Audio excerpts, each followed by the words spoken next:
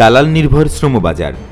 বাজার চালুর আগেই নেওয়া হচ্ছে টাকা, বাধ্য করছে মানব পাচারে।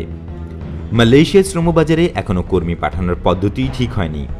কবে সমঝোতা স্মারক হবে তারই ঠিক নেই, কিন্তু দালালরা মালয়েশিয়ার পাঠানোর জন্য আগেই টাকা নিচ্ছেন বিদেশে যেতে ইচ্ছুকদের কাছ থেকে, নিয়ে রেখেছেন পাসপোর্টও।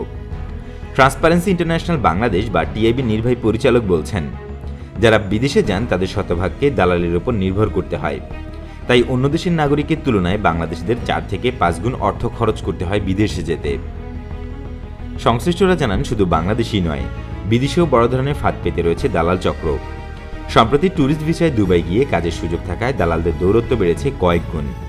লিখিত কোনো অনুমোদন না থাকলেও দুবাই কর্তৃপক্ষ ভিজিট ভিসায় বাংলাদেশ থেকে কর্মী নিচ্ছেন। এর মধ্যে জনশক্তি কর্মসংস্থান ও প্রশিক্ষণ ব্যুরোর বহির্গমন ছাড়পত্র নিয়ে যাওয়ার পাশাপাশি ভিজিট ভিসায় বিমানবন্দর দিয়ে বডি কন্ট্রাক্টে অনেকেই দুবাই যাচ্ছেন। দালালদের দৌরত্বের এই বডি কন্ট্রাক্টে যাওয়ার তেমন কোনো রেকর্ডই থাকছে না। তাদের না আছে কোনো বিএমইটি ক্লিয়ারেন্স, না আছে দুবাইয়ের কোনো কোম্পানির অনুমতি। তারা পাচারের শিকার কিনা তাও বোঝা যাচ্ছে না। আবার সৌদি আরবের ফ্রি ভিসার নামে ভিসা বিক্রেতাদের দালালরা প্রতারিত করছেন বিদেশি গমনেচ্ছুদের। ভুয়া কোম্পানির নামে ভিসা দিয়ে কর্মীদের সৌদি পাঠিয়ে তাদের থেকে টাকা হাতিয়ে নিচ্ছেন দুই দেশের দালালরাই। জনশক্তি খাতের এই অনিয়ম অজানা না হলেও বন্ধে কোনো উদ্যোগ নেই। অবশ্য জানলেও অনেক সময় দালালদের কাছে অসহায় হয়ে পড়েছেন কর্মকর্তারা। কূটনৈতিক সূত্রের খবর, সর্বশেষ দালাল ধরতে গিয়ে বিপাকে পড়েছেন ব্রুনাইয়ে বাংলাদেশ হাইকমিশনের কর্মকর্তারা।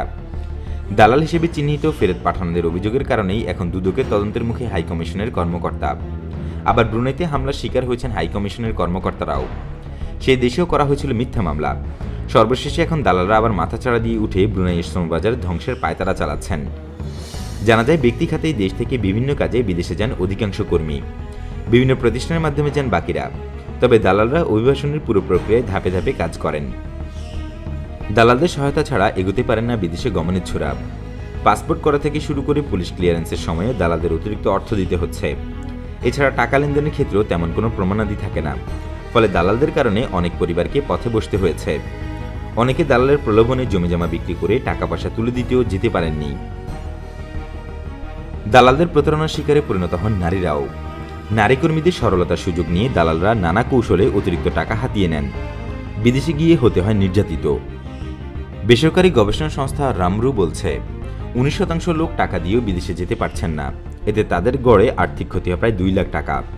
32% অভিবাসী বিদেশে গিয়ে চাকরি না পাওয়া সহ নানা হয়রানির মুখে পড়েছেন। আর বাকি 49% চাকরি পাচ্ছেন না। এগুলোর পেছনে রয়েছে দালালদের হাত।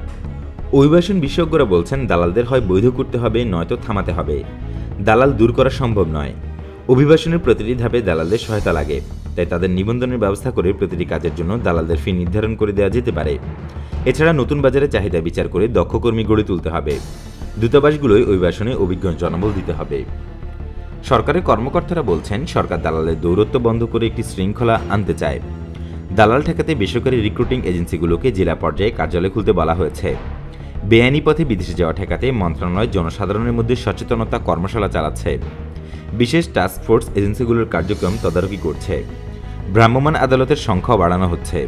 তবে জনশক্তি খাত বিষয়ক বিশ্লেষকরা বলছেন, বৈদেশিক কর্মসংস্থান ও অভিবাসী আইন 2013 প্রণয়ন করা হলেও দালালদের তৎপরতা বন্ধ হয়নি। দালালরা আগের মতোই সক্রিয়। একইভাবে রিক্রুটিং এজেন্সিগুলোর জবাবদিহিও সেভাবে নিশ্চিত হয়নি।